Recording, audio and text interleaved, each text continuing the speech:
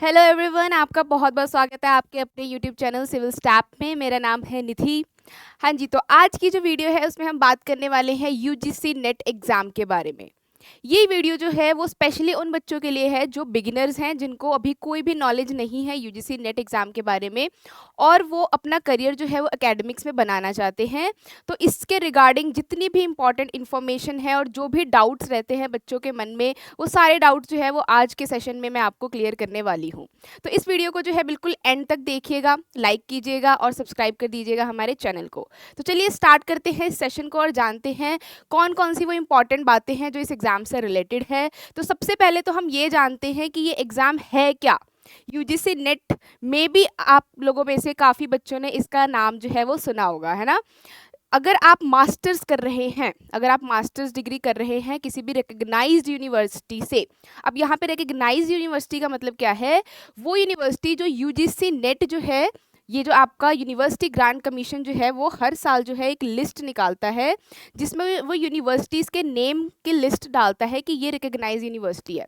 अगर आप कोई फेक यूनिवर्सिटी से कर रहे हो या अनलिस्टेड यूनिवर्सिटी से कर रहे हो अपनी मास्टर्स, तो आप एग्ज़ाम को देने के लिए एलिजिबल नहीं होते। इस एग्ज़ाम को जो है वो कंडक्ट कौन करवाता है, इस एग्ज़ाम को कंडक्ट करवाता है हमारा NTA, NTA national testing agency. And इस की फुल फॉर्म है आपके पास नेशनल एलिजिबिलिटी टेस्ट। नेट की फुल फॉर्म क्या है?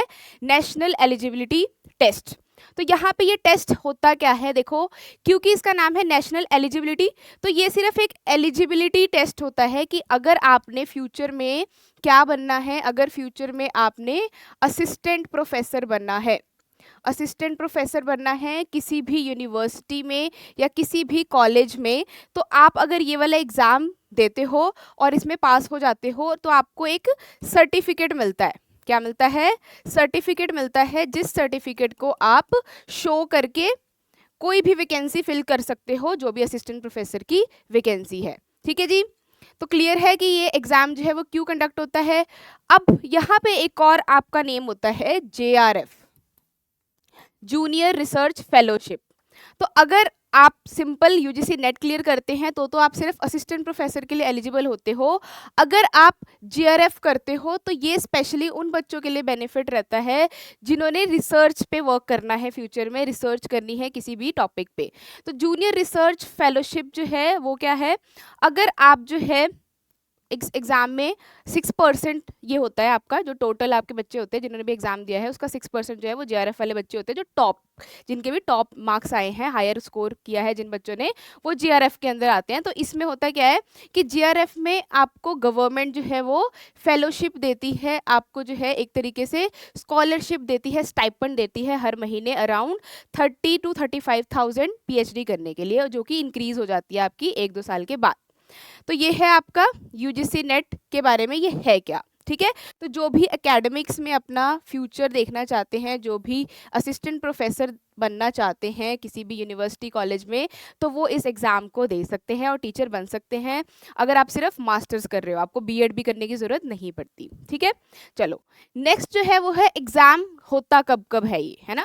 एग्ज़ाम है क्या ये पता चल गया हमें। अब ये एग्ज़ाम होता कब कब है, तो ये आपका twice in a year exam होता है, जो कि बहुत ही अच्छी बात है। ये जो है आपका एक एग्ज़ाम तो है वो जून के साइकिल में होता है, मतलब जून के आसपास या जून में। एक जो है वो आपका होता है दिसंबर में। तो ये तो नॉर्मल कंडीशंस की बात हो रही है, जब कोई भी ऐसी सिचुएशन नहीं आती, जैसे कि कोविड आपका बीच में आ गया था तो उसमें जो है वो थोड़े से चेंजेस आ गए थे, या फिर अभी जो आपका रिसेंटली एग्ज़ाम हुआ है उसमें भी आपका री एग्ज़ाम हो गया था, है ना। अदरवाइज आपका जो है जून और दिसंबर टाइम पीरियड रहता है इस एग्ज़ाम का। तो अच्छी बात क्या है, देखो, साल में आपके 2 बार ये एग्ज़ाम हो रहा है ना, 2 टाइम्स। तो इसमें क्या होता है कि आपका 1 ईयर जो है वो वेस्ट नहीं होता। सपोज करो आपने जो है जून में एग्ज़ाम दिया, है ना, आप जून में एग्ज़ाम दिया और आप जो फेल हो गए, आपका जो है ये एग्ज़ाम क्लियर नहीं हुआ, तो आप जो है दिसंबर में एग्ज़ाम दोबारा से उसी साल में दे सकते हो। तो आपका जो है 1 ईयर वेस्ट नहीं होता, ये अच्छी बात है इस एग्ज़ाम की। ठीक है, तो टाइम पीरियड हमें पता चल गया, जून एंड दिसंबर। अब क्वालिफिकेशन की बात कर लेते हैं कि कौन कौन से बच्चे जो है वो इस एग्ज़ाम को दे सकते हैं, क्या क्वालिफिकेशन होनी चाहिए। तो यहाँ पे जो है आपके पास मास्टर्स डिग्री होनी चाहिए। क्या होनी चाहिए, मास्टर्स डिग्री होनी चाहिए विद मिनिमम 55%, विद मिनिमम 55%। अब ये 55% क्या है, ये एग्रीगेट है, ठीक है। एग्रीगेट जो आप कैलकुलेट करते हो, एवरेज निकालते हो अपने पूरे मास्टर्स का, उसमें 55% होने चाहिए आपके मार्क्स। ये किसके लिए है, ये जर्नल कैटेगरी के लिए। और अगर आप रिजर्व कैटेगरी के हो तो उसमें जो है 5% रिलैक्सेशन है, मतलब इसमें आपके जो है वो 50% भी अगर होंगे मास्टर्स में तब भी आप एलिजिबल हो इस एग्जाम को फिल करने के लिए। अब अगर आप, है ना, कुछ बच्चों के मन में ये भी डाउट होगा कि अगर आप मास्टर्स कर रहे हैं, आप सेकेंड ईयर में है या फर्स्ट ईयर में जो है अभी अभी आपने एनरोल किया है, तो देखो अगर आप सेकेंड ईयर में होते हो, जब आपने फर्स्ट ईयर कंप्लीट कर लिया और जब आप सेकेंड ईयर में जाते हो मास्टर्स के, तब भी आप अप्लाई कर सकते हो इस एग्ज़ाम को। क्योंकि देखो जब आप अप्लाई करोगे तो उसके बाद उसका एग्ज़ाम जो है वो 3-4 महीने बाद होगा, उसके बाद उसका रिजल्ट भी फिर 1-2 महीने बाद आता है, तब तक आपकी जो है वो मास्टर्स भी कंप्लीट हो जाती है, ठीक है। और इसका जो सर्टिफिकेट होता है नेट का, वो वैसे भी लाइफ टाइम के लिए होता है। किसका, सिर्फ नेट की बात कर रही हूँ। जेआरएफ का जो है वो 2 साल के अंदर अंदर आपको पीएचडी में एनरोल करना पड़ता है, नेट का जो है वो लाइफ टाइम के लिए होता है। तो आप अगर सेकेंड ईयर में हो मास्टर्स के तब भी आप अप्लाई कर सकते हो इस एग्ज़ाम को देने के लिए, ठीक है जी। तो क्वालिफिकेशन आई होप आपको क्लियर होगी। तो यहाँ पे मास्टर्स डिग्री की बात हो रही है, तो किसी भी सब्जेक्ट में जो है वो आप इसको फॉर्म फिल कर सकते हो, जो भी सब्जेक्ट आप दे रहे हो। तो इसके जो आपका ये एग्ज़ाम होता है, इसमें टोटल जो है वो पहले तो आपके 83 सब्जेक्ट्स में था, अब जो है 2 सब्जेक्ट्स न्यू ऐड हुए हैं, जो अभी आपका दिसंबर 2024 वाला अभी नोटिफिकेशन आई है आपकी, उसमें आपके 2 सब्जेक्ट्स जो है वो और ऐड हुए हैं। तो आपके टोटल 85 सब्जेक्ट्स में जो है वो ये वाला एग्ज़ाम कंडक्ट करवाया जाएगा थ्रू एनटीए इस बार। तो ये जो है आपका 85 सब्जेक्ट्स की आपने क्या कर लेनी है, लिस्ट डाउनलोड कर लेनी है, फिर उसमें चेक करना है कि जिसमें मैं मास्टर्स कर रहा हूँ क्या वो सब्जेक्ट इस लिस्ट में आ रहा है। अगर आ रहा है तो आप जो है वो इस एग्ज़ाम को दे सकते हो, फॉर्म फिल कर सकते हो। चलो नेक्स्ट है एज लिमिट। अब देखो यहाँ पे सबसे अच्छी बात इस एग्ज़ाम की ये है कि यहाँ पे अगर आपने यूजीसी नेट सिर्फ क्लियर करना है, यूजीसी नेट का सर्टिफिकेट जो है वो लेना है, तो यहाँ पे कोई भी एज लिमिट नहीं है उसके लिए। No age limit for UGC NET, किसके लिए, for UGC NET only. But अगर आपको जेआरएफ करना है, क्या करना है, अगर आपको जेआरएफ करना है तो क्या है आपकी एज लिमिट, वो है आपकी 30 इयर्स। ये किसके लिए है, ये है मेल कैंडिडेट। मेल कैंडिडेट के लिए 30 इयर्स है आपकी मिनिमम एज, मतलब सॉरी मैक्सिमम एज। और अगर आप मेल है और आप जर्नल के अलावा बाकी रिजर्व कैटेगरी में फॉल करते हैं, तब आपकी एज लिमिट जो है वो है 35 इयर्स। तो यहाँ पे कौन आ जाएंगे, मेल कैंडिडेट्स जो कि रिजर्व कैटेगरी से हैं, ठीक है, SC ST PWD and all female. तो जितनी भी महिलाएं हैं, जितनी भी लड़कियां हैं, वो 35 इयर्स तक जो है इस फॉर्म को फिल कर सकती है फॉर जेआरएफ की बात हो रही है सिर्फ। अदरवाइज अगर आपको यूजीसी नेट सिर्फ क्लियर करना है तो ये आप किसी भी एज में क्लियर कर सकते हो। अगर आप 50 या 60 साल के भी हो, इवन तब भी अगर आप चाहते हो कि मैं असिस्टेंट प्रोफेसर बनूं, किसी कॉलेज में पढ़ाऊं या किसी यूनिवर्सिटी में पढ़ाऊं, तो भी आप इस एग्ज़ाम को क्लियर कर सकते हो और असिस्टेंट प्रोफेसर बन सकते हो या रिसर्च पे वर्क कर सकते हो, है ना। ये अच्छी बात है ना इस एग्ज़ाम की। चलिए, तो एज लिमिट भी हमें पता लग गई।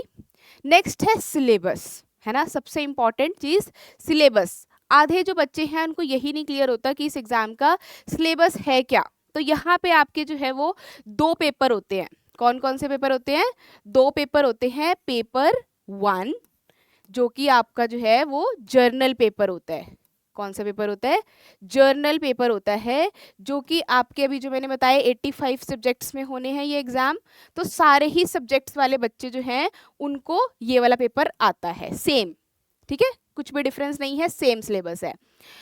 जो पेपर 2 है, जो पेपर 2 है वो आपका स्पेसिफिक सब्जेक्ट से रिलेटेड होता है, ठीक है जी। फॉर एग्जाम्पल कि मेरा सब्जेक्ट जो है वो है कॉमर्स, मेरा सब्जेक्ट जो है वो है कॉमर्स, तो मेरा जो सिलेबस होगा वो किससे रिलेटेड होगा, जितना भी मैंने अपने ग्रेजुएशन में पढ़ा है, मतलब कि जो भी मैंने बीकॉम में पढ़ा है, जो भी मैंने अपने पोस्ट ग्रेजुएशन में पढ़ा है, पोस्ट ग्रेजुएशन में पढ़ा है, वो सारा सिलेबस जो है वो पेपर 2 में आएगा। इसी तरीके से फॉर एग्जांपल अगर आपका मास्टर्स जो है वो इंग्लिश में है, तो जितनी भी आपने इंग्लिश में पढ़ी है, अपने बीए में इंग्लिश पढ़ी है, जितनी भी एमए में इंग्लिश पढ़ी है, वो सारा सिलेबस ही होता है। तो इसका सिलेबस जो है वो गिवन होता है इसके साइट पे, ऑफिशियल वेबसाइट पे, वहाँ पे जाके आप डाउनलोड कर सकते हो। तो ये 2 पेपर हैं। अब ये दोनों पेपर जो हैं वो कितने कितने मार्क्स के होते हैं? पेपर 1 जो है वो आपका जो है वो 100 मार्क्स का होता है। तो ये 100 मार्क्स कैसे बनता है? 50 क्वेश्चंस आते हैं आपको पेपर 1 में, और इसमें से एक क्वेश्चन जो है वो 2 मार्क्स का होता है, 2 मार्क्स ईच। तो हो गए आपके 100 मार्क्स। पेपर 2 में जो है वो कितने क्वेश्चंस आते हैं? पेपर 2 में जो है वो आते हैं आपके 100 क्वेश्चन। कितने क्वेश्चन? 100 क्वेश्चन। एक क्वेश्चन जो है वो 2 मार्क्स का होता है, तो यहाँ पे ये कितने का हो जाता है आपके पास? 200। तो टोटल जो है वो यूजीसी नेट का एग्जाम अगर हम बोले तो कितने मार्क्स का होता है आपका? 300 मार्क्स का होता है। क्लियर है? ठीक है। एंड यहाँ पे जो है आपकी सबसे अच्छी बात है कि नेगेटिव मार्किंग नहीं होती। ठीक है जी। तो यहाँ पे 300 मार्क्स का है। एंड आपका पेपर 1 जो है वो जर्नल है सभी सब्जेक्ट्स के लिए, पेपर 2 जो है वो स्पेसिफिक है, तो उसका सिलेबस जो है आप डाउनलोड कर सकते हो। नेक्स्ट इन्फॉर्मेशन पे बढ़ते हैं जो कि है एग्जाम पैटर्न। किस तरीके से ये एग्जाम होता है, क्या इसमें सब्जेक्टिव टाइप के क्वेश्चन आते हैं या ऑब्जेक्टिव टाइप के आते हैं, कितने ऑप्शंस आते हैं, ये सारी चीज़ें मैं बताती हूँ आपको। तो ये जो है आपका मल्टीपल चॉइस बेस्ड क्वेश्चंस होते हैं, मल्टीपल चॉइस बेस्ड मतलब ऑब्जेक्टिव। अब यहाँ पे देखो अलग अलग तरीके के मल्टीपल चॉइस क्वेश्चंस मिलेंगे आपको, जैसे कि एक तो सिंगल स्टेटमेंट वाले नॉर्मल जो आप सॉल्व करते हो, फिर आपको मिलेंगे 2 स्टेटमेंट्स वाले जिसमें आपको स्टेटमेंट 1 करके गिवन होता है एंड स्टेटमेंट 2 करके गिवन होता है आपको क्वेश्चन में। फिर आपको बताना होता है कि ये दोनों स्टेटमेंट जो है वो सही है या कौन सी गलत है। थर्ड टाइप का जो आता है वो होता है असर्शन रीजनिंग, असर्शन रीजनिंग। तो यहाँ पे भी आपको 2 स्टेटमेंट्स गिवन होती है, आपको बताना होता है कि आपस में रिलेटेड है या नहीं और कौन सी बात सही है कौन सी बात गलत है। ठीक है। तो ये जब आप क्वेश्चंस देखोगे प्रीवियस ईयर तब आपको क्लियर हो जाएंगे। तो एग्जाम पैटर्न जो है वो मल्टीपल चॉइस क्वेश्चंस पे होता है जिसपे आपको 4 ऑप्शंस गिवन होते हैं। ठीक है। एंड यहाँ पे नो नेगेटिव मार्किंग, कोई भी नेगेटिव मार्किंग नहीं है फिलहाल। फ्यूचर में जो है वो एक्सपेक्टेड है कि हो सकता है, बट अभी जो है अभी तक आपकी कोई भी नेगेटिव मार्किंग नहीं है इस एग्जाम में। तो ये सबसे अच्छी बात है इस एग्जाम की, तो आप ये दे सकते हो। ठीक है। चलिए, तो हमारा जो है सिविल स्टाफ टीचिंग का एक टेलीग्राम चैनल है। अगर आपको कोई भी इंफॉर्मेशन यूजीसी नेट से रिलेटेड चाहिए तो आप जो है वो इस चैनल को ज्वाइन कर सकते हो। यहाँ पे आप अपनी क्वेरी जो है वो पूछ सकते हो, या फिर जो हमने यहाँ पे नंबर दिया हुआ है यहाँ पे आप कॉल कर सकते हो और कोई भी इंफॉर्मेशन, कोई भी डाउट आपके मन में अभी भी अगर है तो आप क्लियर कर सकते हो। ठीक है। एंड हमारे चैनल को जो है वो लाइक कर दीजिए, सब्सक्राइब कर दीजिए एंड नोटिफिकेशन बेल आइकन जो है उसको प्रेस कर दीजिए ताकि ऐसी इन्फॉर्मेटिव वीडियोस जो है वो आपको मिलती रहे। आपको पता है कि आपका जो है अभी नोटिफिकेशन आ गई है जो आपका दिसंबर 2024 का एग्ज़ाम होने वाला है, तो आप जल्दी से उसका जो फॉर्म है वो फिल कर दीजिए। लास्ट डेट जो है वो आपकी है 10 दिसंबर। एंड तैयारी जो है वो शुरू कर दीजिए। जिन बच्चों को अभी अभी पता चला है वो भी ज़रूर इस एग्ज़ाम को इस एग्ज़ाम को ज़रूर दें और इसको ट्राई करो। इससे आपको आइडिया मिलेगा अभी कि किस तरीके का ये एग्ज़ाम आता है। एंड उसके बाद अगर आप नेक्स्ट टाइम अच्छे से तैयारी करोगे तो मे बी आपका जो JRF या नेट क्लियर हो सकता है। So all the best. ऐसी इन्फॉर्मेशन के लिए हमारे चैनल को सब्सक्राइब करिए, लाइक करिए एंड अपने फ्रेंड्स के साथ शेयर करिए। Take care and bye bye.